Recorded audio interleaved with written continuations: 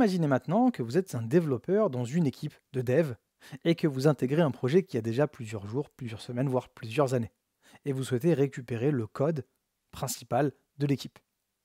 Là, vous n'allez rien développer pour le récupérer, vous n'avez pas besoin de faire connexion entre votre repo et celui qui est en ligne puisque vous débarquez et il y a déjà pas mal de code disponible. L'idée ici, c'est de cloner en fait le projet en ligne, stocké sur le répertoire en ligne, et de le télécharger finalement sur votre machine en local. Pour ça, on fait un clone et je vais vous montrer comment faire. Alors imaginons que j'aille dans mes repositories et que je voulais importer, j'en sais rien, moi on peut en prendre un au pif, en espérant qu'il y ait du code dedans. Pourquoi pas Zach. Eh bien, vous allez pouvoir tout simplement cliquer sur Code. Ici, on retrouve la commande clone. Et vous allez récupérer ce petit morceau de code. Alors attention, si vous intégrez un projet qui n'est pas le vôtre et qui est privé, vous allez devoir ajouter des collaborateurs à votre projet pour qu'ils puissent cloner le projet en local. Pour cela, vous allez aller dans Settings,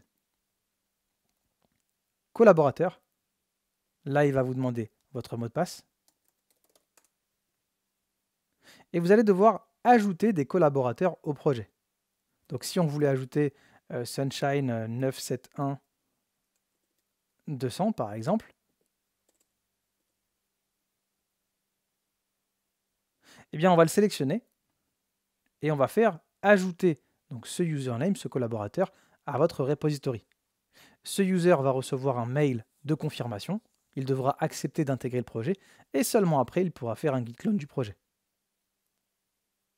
Revenons un petit peu en arrière, revenons à notre projet, vous récupérez ici le lien HTTPS et vous êtes fin prêt pour faire un git clone et télécharger le projet. Évidemment, vous pourriez faire un download zip, mais bon, c'est peu recommandé si vous souhaitez être lié à ce repo et pouvoir développer à l'intérieur. Il vaut mieux faire un git clone. Vous allez venir ici. Moi, j'ai créé un dossier qui s'appelle clone. Je vais faire terminal.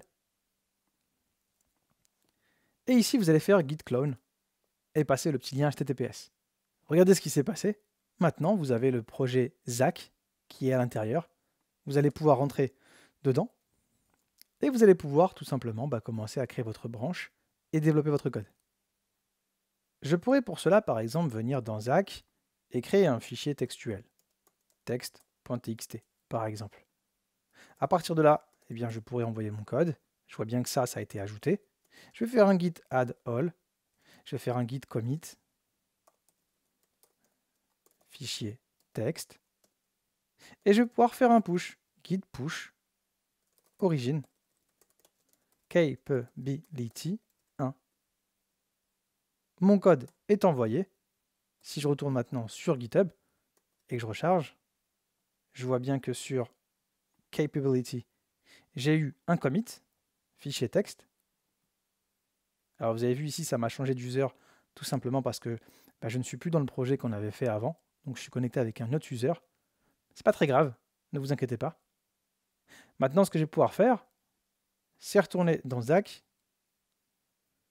Je vais faire compare and pull request, puisqu'ici j'ai eu un commit et une nouvelle branche.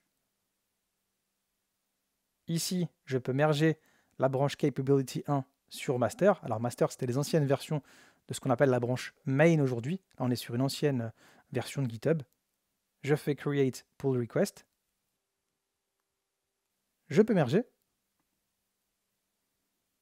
Maintenant, le code qui a été développé dans la branche capability se trouve dans main, qu'on appelle ici master. Et ce que je vais pouvoir faire maintenant, c'est venir dans master et faire un petit pull. Et vous allez voir que ici j'ai perdu mon fichier texte, mais si je fais un git pull, je vais récupérer le fichier texte, puisque maintenant il se trouve bien dans la branche main.